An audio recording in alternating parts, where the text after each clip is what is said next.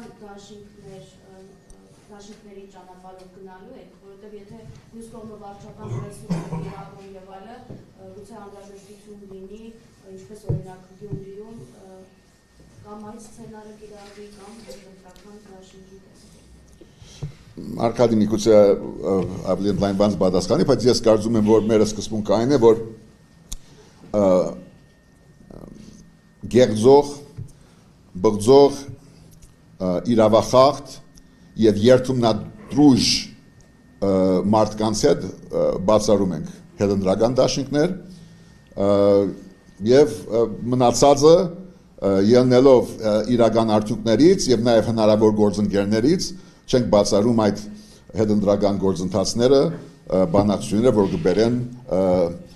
շատ համոզիչ մեծամասնության վաղաշաբաթի աբակայի համար։ Այն ջան, ձեր հարցին պատասխանեմ, որ մենք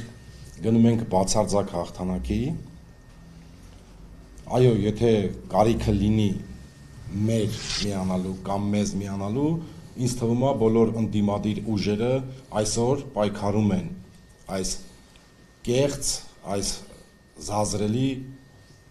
գործող իշխանության դեմ։ Եվ այո,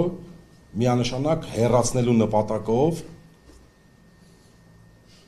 եւ հաղթանակի դեպքում, ցանկացած ուժի հաղթանակի դեպքում պատրաստ ենք միանալու եւ դուրս շպրտելու այս քաղաքացիական պայմանագիր կուսակցությունը եւ իրեն հրող արբանյակներին, որոնք ժողովրդին տարակուսանքի մեջ են գցել թեյպրև ընդդիմադիրներ։